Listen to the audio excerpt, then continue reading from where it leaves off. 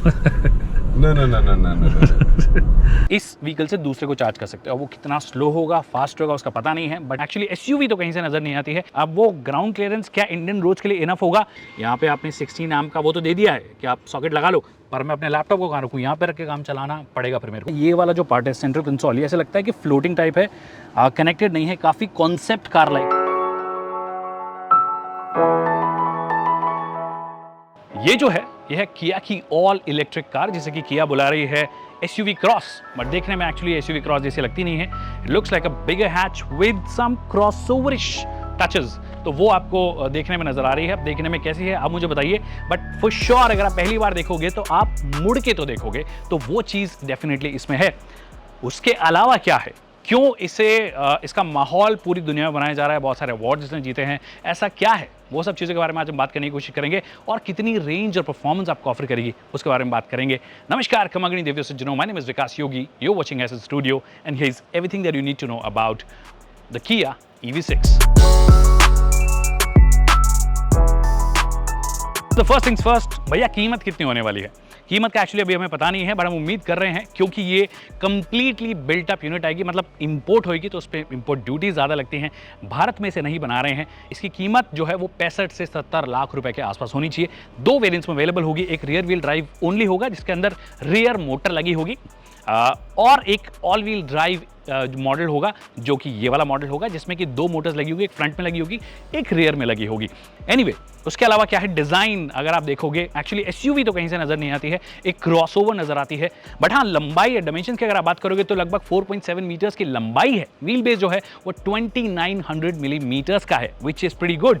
Height की अगर आप बात करोगे, मेरी हाइट की 5'6" है, इसकी हाइट की अगर आप बात करोगे तो काफ़ी कम आपको नजर आएगी, क्योंकि मेरे हाइट के हिसाब से आपको कम नजर आएगी। दैट मीन्स 1.55 मीटर की इसकी ऊंचाई है। ग्राउंड क्लियरेंस 178 mm कंपनी बोल रही है, और व्हील साइज जो आपको दी गई है वो 235, 55, 19 दी गई है। अब वो ग्राउंड क्लियरेंस क्या इंडियन रोड्स के लिए इनफ होगा? कभी अगर हम इससे असली दुनिया में चलाएंगे, मतलब जयपुर दिल्ली वाले रोड पे चलाएंगे जो हमारी दुनिया है, उस पे हमें समझ में आएगा कि भैया इसका ग्राउंड क्लियरेंस क्या काम का है या नहीं है। बाकी शोबाजी की हर एक चीज़ आपको दी गई है, फुल LED सेटअप, अच्छे लिटअप भी होते हैं, रेडार बेस्ड सिस्टम है, दैट मीन्स एडास के आपके फीचर्स आपको दिए गए हैं, प्लस 360 डिग्री कैमरा दिया गया है, सेंसर्स आपको फ्रंट में भी दिए गए हैं, रियर में भी दिए गए हैं, so all of that is there. बाकी शार्प लाइन्स हर जगह, हुड जो है एकदम ड्रॉप हो रहा है, और गाड़ी वैसे लो सिट होती है, 178 mm होने के बाद भी ऐसा लगता है कि काफ़ी लो सिट हो रही है, जिससे कि बेटर आपको सेंटर ऑफ ग्रेविटी मिले और वो फील जो है गाड़ी चलाने का वो आपको मिले।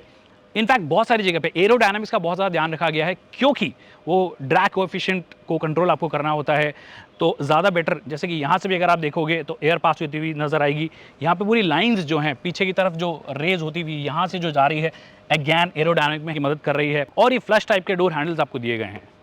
तो all of that make sure कि भैया इसमें आपको अच्छी फील भी आए, और आपको ऑफ कोर्स हाइड्रोलिक्स दिए गए हैं, आप उम्मीद भी करते हो वो इंसुलेशन मटेरियल दिया गया है। हालांकि गाड़ी बहुत साइलेंट है ऑलरेडी, और आपको फ्रंट दिया गया है। अगर आप इसको खोलोगे तो आपको यहाँ पे कुछ सामान आप रख सकते हो, हालांकि ऐसा लग नहीं रहा कि आप ज़्यादा कुछ यहाँ पे रख पाओगे। आप इसको हटाते हो, ये भी हटा सकते हो, और इसको एक्चुअली आप ओपन भी कर सकते हो। पूरा ओपन हो गया, आपको मोटर दिख जाएगी।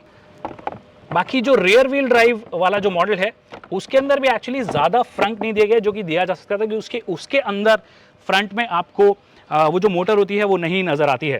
तो थोड़ा बहुत सामान आप डेफिनेटली यहाँ पे रख सकते हो, बहुत ही कम सामान को। फ्रंट बताया, फ्रंट बहुत ही कम है, 20 लीटर एक्चुअली कुछ होता नहीं है। यहाँ पे आपको एक्चुअली अच्छी खासी जगह मिल गई है, और आप इसे कम्प्लीटली फ्लैट फोल्ड भी कर सकते हो। इसका बूट स्पेस जो है वो 520 लीटर का है। एक अच्छा फ्लैट बूट दिया गया जिससे कि सामान आप इजीली रख सकते हो, और वन टच से आप इसे बंद कर सकते हो। तो ये हो गया थोड़ा बहुत इंट्रोडक्शन प्लस फीचर्स की बात।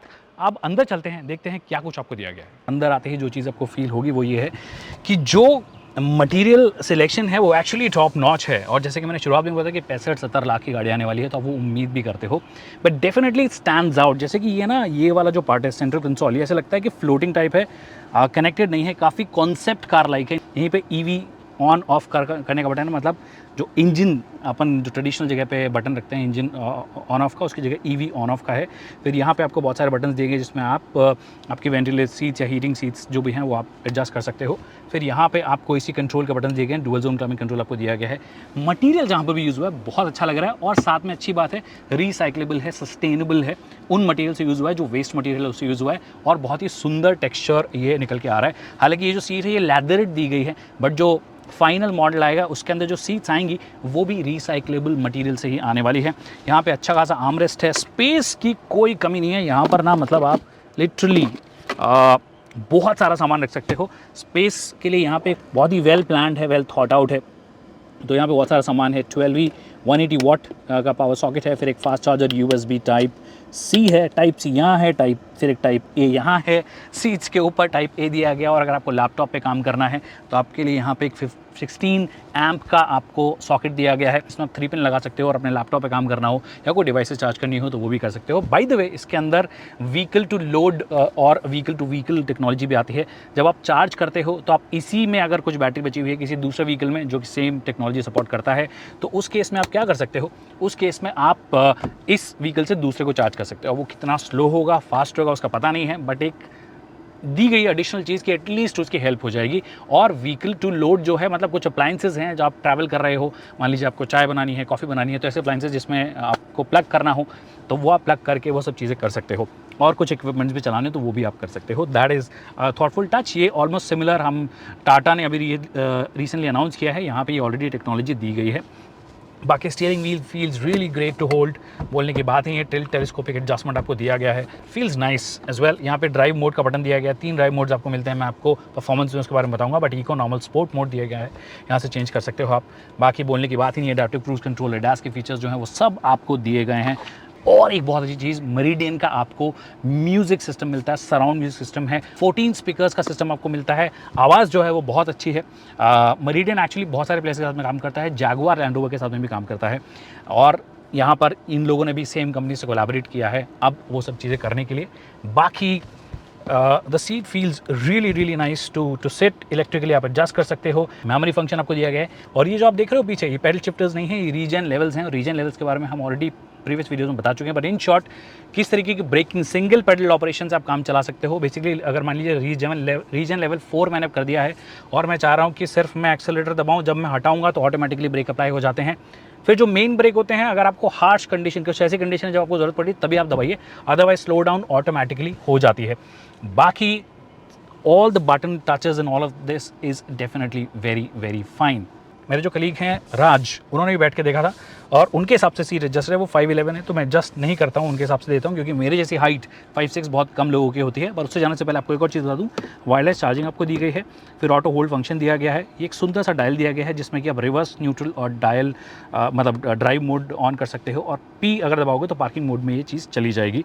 तो आपने पहले शॉट्स देखे कि राज आगे बैठे और पीछे बैठे, और उनके पास भी बहुत जगह थी, और मेरी जैसी हाइट है तो कोई दिक्कत है ही नहीं, मतलब आप आराम से चौड़े में बैठ सकते हो। नी रूम देख रहे हो, यहाँ पे एक बच्चा बैठा सकते हो आप लिटरली। थाई सपोर्ट हालांकि मुझे थोड़ा सा कम लगा, स्पेशली अगर आप थोड़े चौड़ में बैठते हो। मेरी जैसी हाइट का तो बंदा काम चला सकता है, लंबे बंदों के लिए थोड़ी सी दिक्कत आपको लगेगी। AC वेंट्स जो है वो यहाँ पे पोजीशन किए गए हैं। आई एम नॉट श्योर ये कितने ज़्यादा हेल्पफुल होंगे, जब कभी थोड़े लंबे टाइम के लिए मिलेगी तब हम बताएंगे। और अगर आप एक प्रीमियम एक्सपीरियंस एक्सपेक्ट कर रहे हो तो यहाँ पे कुछ ट्रे व्रे दे दी जाती है, इसमें अपना सामान रख लेता या लैपटॉप रख लेता, थोड़ा काम कर लेता, क्योंकि यहाँ पे आपने 16 एम्प का वो तो दे दिया है कि आप सॉकेट लगा लो, पर मैं अपने लैपटॉप को कहाँ रखूँ, यहाँ पे रख के काम चलाना पड़ेगा फिर मेरे को। बाकी सीट्स, बैकरेस्ट एंगल अच्छा लग रहा है मुझे। हेडरूम अगर आप थोड़े लंबे हो तो हो सकता है आपको थोड़ी दिक्कत हो, क्योंकि स्लोप हो रही है, बट मेरी जैसी हाइट है और मैं थोड़ा अपराइट बैठता हूँ, उसके बाद मेरे पास थोड़ी बहुत जगह बच जाती है, तो वो है। बाकी फ्लैट फ्लोर आपको दिया गया, कंप्लीटली फ्लैट फ्लोर है, क्योंकि जब आप एक EV ओनली प्लेटफॉर्म पे काम करते हो तो ये सब चीज़ें आप इंश्योर कर सकते हो कि वो जो यहाँ पे हम्प बनता है या टनल जो जा रहा होता है वो आप ख़त्म कर देते हो तो फ्लैट हो जाता है। तो यहाँ पे अगर बच्चा बैठ रहा है तो उसके लिए ज़्यादा कंफर्टेबल ये चीज़ होगी। क्या 3 लोग पीछे बैठ सकते हैं? I am not too sure. मेरी जैसी हाइट के तो डेफिनेटली बैठ सकते हैं, बट अगर आप अच्छी खासी फिजिक के हैं, अच्छी खासी विड्थ आपकी है, तो 2 लोग मेरे हिसाब से यहाँ पे बैठ पाएंगे। बाकी तीनों के लिए, तीनों जो पीछे वाले पैसेंजर्स हैं, 3 पॉइंट सीट बेल्ट, कोई बोलने की बात ही नहीं है। ये बच्चों के हिसाब से बनाया गया ऐसा लग रहा है, छोटा बच्चा ही बैठेगा यहाँ पे। बाकी साइड वाले जो हैं वो आपको थोड़े बड़े लोगों के हिसाब से दिए गए हैं। तो रियर सीट एक्सपीरियंस में भी एक्चुअली अच्छी है, बस लंबे लोगों के लिए थोड़ा सा ये आपको कम लगेगा। LED लाइट्स आपको यहाँ पे मिल जाती है। Alright, so this one is just the experiential lap where we see the track. No. Alright.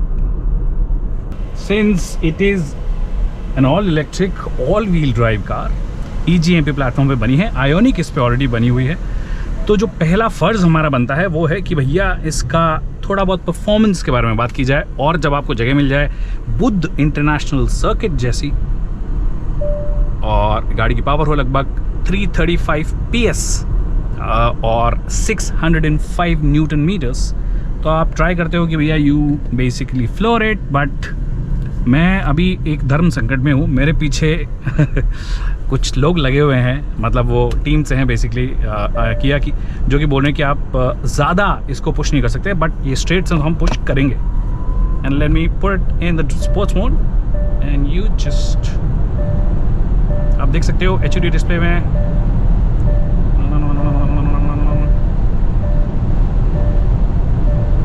Time to break 190 हमने ऑलरेडी टच कर दिया है। दैट मीन्स हमने टॉप स्पीड टच कर दिया एक्चुअली। देयर आर 3 मोड्स, एक है इको मोड और एक है कंफर्ट मोड और एक है स्पोर्ट मोड। अभी मैं इको मोड में चला रहा हूँ। एक्चुअली इको मोड में बहुत ही ज़्यादा, अगर ट्रांजिशन वाइज अगर आप देखोगे पेट्रोल गाड़ी से अगर आप इसको चलाने आओगे तो आपको लगेगा भैया हाँ इट्स ईजियर टू ड्राइव, क्योंकि उस हिसाब से बनाया गया है। एक्चुअली फास्ट चलाने को मना किया है क्योंकि हमने जब शुरू के 3-4 लैप्स लिए थे तो बहुत ज़्यादा इसको रगड़ा, ये निशान दिख रहे होंगे आपको। तो अब आराम से चला के आपको परफॉर्मेंस के बारे में बताता हूँ। तो इको मोड बहुत ही इजी लगता है। इनफैक्ट कंफर्ट मोड में भी ट्रांजिशन जो है ना वो बहुत ही ज़्यादा इजी है इन द वे कि आपको पता ही नहीं पड़ता कि आप इको से कब इसमें मोड में आ गए हो। But the moment you hit the sport mode एक पुश बैक इफेक्ट आता है, हल्का सा टैप करो ऐसा, हल्का सा टैप करो ऐसा, ऐसी फीलिंग आपको आती है। तो वो एक अच्छी चीज़ है। मैं मोटर्स की बात बता रहा था कि ये एक ऑल व्हील ड्राइव सेटअप है। दैट मीन्स 2 मोटर्स लगाई गई है, एक फ्रंट एक्सल पे लगाई गई है और एक रियर एक्सल पे लगाई गई है। तो इसे 4 व्हील ड्राइव या ऑल व्हील ड्राइव आप बोल सकते हो। It's a full time all wheel drive by the way, but इसके अंदर एक फीचर आता है DAS disconnector actuator system. I think I am calling it right, but हाँ वो सिस्टम दिया गया है जिसके अंदर जब गाड़ी को लगता है कि भैया ऑल व्हील ड्राइव की ज़रूरत नहीं है, से फॉर एग्जांपल आप आराम से चला रहे हो, उसको लग रहा है कि रियर व्हील ड्राइव पे ही आप चल सकते हो, तो रियर व्हील ड्राइव पर आपको ले आता है। बाय द वे एक और वेरिएंट है जो रियर व्हील ड्राइव के साथ में ही आता है, जो कि इसका लोअर वेरिएंट होगा। उसकी पावर फिगर्स 229 PS के आसपास है और 229 bhp या 229 PS, और उसका जो टॉर्क है वो थोड़ा कम है, लगभग 350 Nm के आसपास उसका टॉर्क है। ये वाला जो अगर आप ऑल व्हील ड्राइव लेते हो तो आपको 650 Nm मिलता है। बाकी क्या है, देखिए एक चीज़ आप देखोगे, लो सेंटर ऑफ ग्रेविटी है, गाड़ी काफ़ी लो लगती है, प्लस एक अच्छा वेट डिस्ट्रीब्यूशन आपको वो परफॉर्मेंस वाली फील तो देता है। अब रेंज की बात थोड़ी देर जब एंड करेंगे तभी भी कर लेंगे, बट इन शॉर्ट इन्होंने 500 किलोमीटर क्लेम की है, बट यहाँ पे इतनी रगड़ी गई है गाड़ी 73%।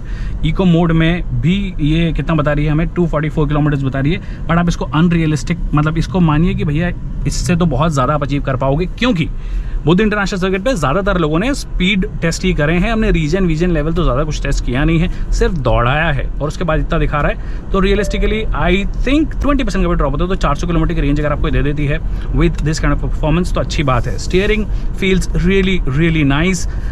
सस्पेंशन ओवरऑल सेटअप की अगर आप बात करोगे तो मैकफेर्सन स्ट्रट्स आपको फ्रंट में दिए गए हैं, रियर में आपको मल्टी लिंक सस्पेंशन दिया गया है। That means control overall plus low centre of gravity, it all gives you a great feeling. तो आप यस डे टू डे कार के जैसे से चला रहे हो। क्या परेशानी, मतलब ओवरऑल विजिबिलिटी वाइज मुझे कोई खास दिक्कत लग नहीं रही है। आपको ठीक ठाक बड़े ORVMs दिख जाते हैं, थोड़े से वाइड और होते तो मज़ा आ जाता। IRVM हालांकि इंट्रूड होता है। मेरे पीछे 2 लोग बैठे हैं, ललित बैठा है और निखिल बैठे हैं, तो मेरे को लग रहा है कि मेरे पीछे से कुछ अच्छा सा व्यू नहीं आ रहा है। और सेंटर हेडरेस्ट क्या करता है, वो इंट्रूड करता है एक ढंग का व्यू देने में। उसके अलावा ब्रेकिंग जो है, रीजन 3 लेवल ब्रेकिंग वगैरह दी गई है, सब कुछ दिया गया है, but still you got to plan it slightly better. Specially जब आप एकदम स्पीड, जैसे अभी हम 190 टच कर रहे थे, फिर ब्रेक दबाया था, तो आपको प्लानिंग थोड़ी सी एडवांस में करनी पड़ती है। इको मोड में जो ब्रेक्स होते हैं वो थोड़े लेस रिस्पॉन्सिव होंगे, स्पोर्ट मोड में ज़्यादा रिस्पॉन्सिव होंगे, क्योंकि ऑफकोर्स आप ज़्यादा स्पीड्स कर रहे हो। इनफैक्ट थ्रॉटल रिस्पॉन्स भी जो होता है वो ज़्यादा बेहतर होता है आपका स्पोर्ट मोड में, तो वो एक चीज़ है। Otherwise I think it's a very very mature car, और ईवी ओनली प्लेटफॉर्म की capabilities plus newer battery sale tax के टेक्नोलॉजी के साथ में, जैसे कि ये लोग लिथियम आयन पॉलीमर के साथ में गए हैं। आई थिंक ये वो थोड़ा लिक्विड भी होता है और थोड़ा सा सॉलिड फॉर्म में भी होता है, जिससे कि डेंसिटी एक बैटरी की थोड़ी ज़्यादा हो।